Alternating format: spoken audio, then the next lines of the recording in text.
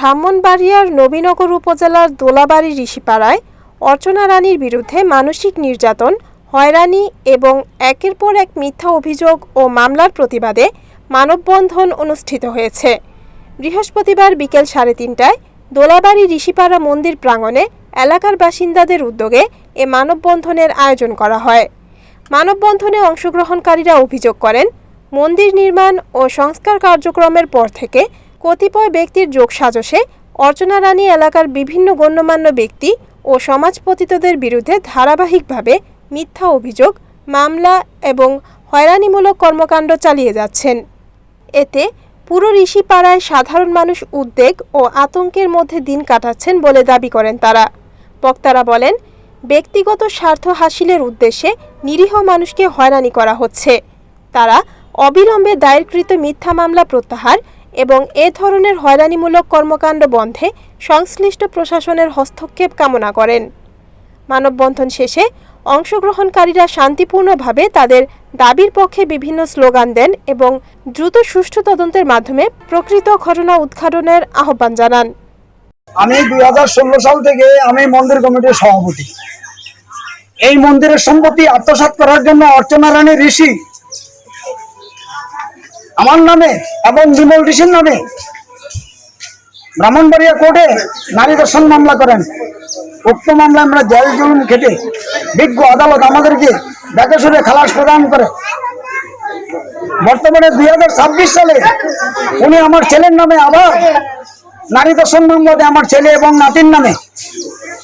ওই মহিলার যন্ত্রণায় আমরা বসবাস করতে পারবো না।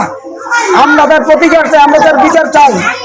আমরা প্রশাসনের নিকট সুষ্ঠু তদন্তের জন্য আমরা আবেদন করছি এবং আমাদের মাননীয় সংসদ সদস্যের নিকট আমাদের আকুল আবেদন, আমাদের বিষয়টুকু জেনে আমাদেরকে এই রাক্ষসীর গ্রাস থেকে আমাদেরকে মুক্ত করার জন্য আমরা আবেদন করছি।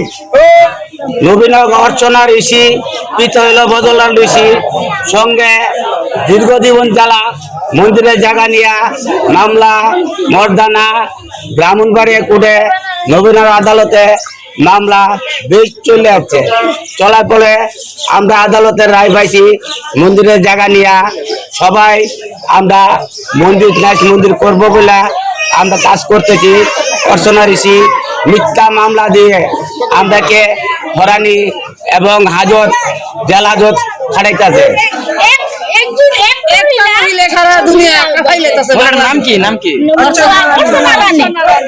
নাম কি অনেক দিন ধরে দেখতেছি গন্ডগোল অনেক দিন ধরে দেখতেছি করে লাইতেছে মামলা অর্চনা ঋষি করতেছে যে আমরা এটা জানি, আমরা বাইতাছিলাম আয়ও দেখতেছি এই কীর্তি জামাইব সবই মিথ্যা আমরা আসামে দিয়ে সারা গ্রামের দৌড়ানি খাওয়াইতেছে। পুলিশ দারোগা এই বিচার করে আচার করে এইটা করে মন্দিরও তুলবার লেগে দেয় না। মায়ের মন্দির তুলে আমরা হুদা হয়তো করবো, আমরা মন্দিরে তুলবার লেগে দেয় না, বাধা দিতেছে। যায় পুলিশ জবর খারাপ বা আমরা জবর যন্ত্রণা আছে, নারী নির্যাতন মামলা এটা আছে, পোলাপানের হরণ করতে আছে, পুলিশ নিয়ে দৌড়াদৌড়ি করতে আছে।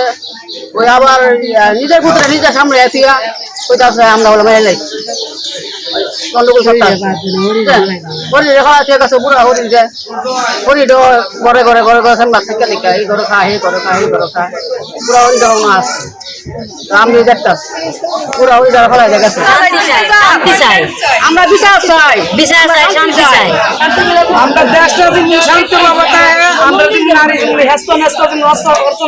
অনেক ধরনের আমাদের এই যে সভাপতি ছিলেন যে অঞ্জন ঋষি, ওনাকে মিথ্যা মামলা দিয়া এই হয়রানিগুলা করতেছে।